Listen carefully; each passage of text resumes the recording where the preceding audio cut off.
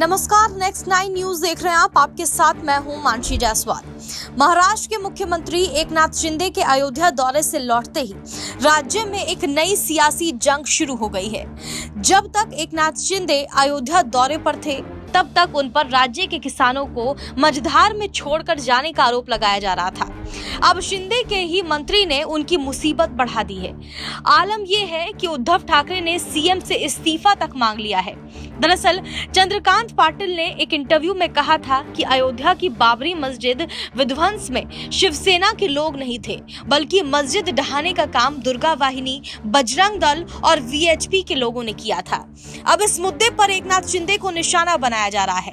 उद्धव ठाकरे ने एकनाथ शिंदे से ये सवाल किया है कि क्या उन्हें अपने गुरु बाल ठाकरे का अपमान बर्दाश्त है। बाहर का रास्ता दिखाएं या फिर खुद इस्तीफा दे दें। हालांकि इस मुद्दे पर चंद्रकांत पाटिल ने कहा है कि उनके बयान का गलत मतलब निकाला गया है।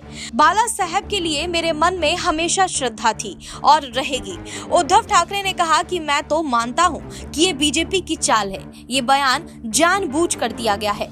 धीरे धीरे वो लोगों के दिल और मन से बाला साहब को मिटाने की साजिश रच रहे हैं। महाराष्ट्र में इस समय बाबरी मस्जिद विध्वंस का मुद्दा चर्चा में है। बीजेपी नेता चंद्रकांत पाटिल ने हाल ही में कहा था कि इसमें शिवसेना और बाला साहब ठाकरे का कोई योगदान नहीं है। अब उद्धव ठाकरे ने इस मुद्दे को लेकर उन पर पलटवार किया है। इसी दौरान उन्होंने प्रधानमंत्री नरेंद्र मोदी पर भी निशाना साधा।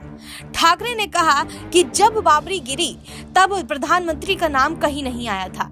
चंद्रकांत पाटिल पर हमला बोलते हुए उद्धव ठाकरे ने कहा, जब बाबरी को गिराया गया था तब सभी चूहे बिलों में छिपे हुए थे, एक भी बाहर निकलने को तैयार नहीं था। उस समय हमारे माननीय प्रधानमंत्री बांग्लादेश के युद्ध में भाग ले रहे थे, जो कि सत्याग्रह था।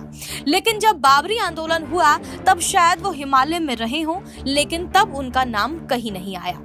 उद्धव ठाकरे ने आगे कहा कि बीजेपी के तत्कालीन उपाध्यक्ष सुंदर सिंह भंडारी ने भी ये कहा था कि बाबरी को ध्वस्त करने में बीजेपी का कोई बहादुर नहीं था। अगर ये काम किसी ने किया होगा तो शिवसेना ने किया होगा। उद्धव ठाकरे ने भी ये कहा कि जब टेलीफोन पर यह खबर आई तो मैं वहां मौजूद था। जब मैं बाला साहब के पास ये बताने के लिए गया कि बाबरी को गिराया गया है तो वो संजय राउत से बात कर रहे थे और कहा, अगर बाबरी को शिव सैनिकों ने गिराया होगा तो मुझे गर्व है। इसके बाद वो भड़क गए और कहा कि हिंदुत्व की बात करने वाले इतने नपुंसक कैसे हो सकते हैं। ऐसे तो इसे देश हिंदू कभी खड़ा नहीं हो पाएगा। अगर ऐसा नेतृत्व रहेगा जो किसी कार्यकर्ता से कुछ काम कहेगा और घटना के बाद भाग जाएगा। फिलहाल इस खबर में बस इतना ही। देश और दुनिया की तमाम बड़ी खबरों के लिए देखते रहिए नेक्स्ट 9 न्यूज।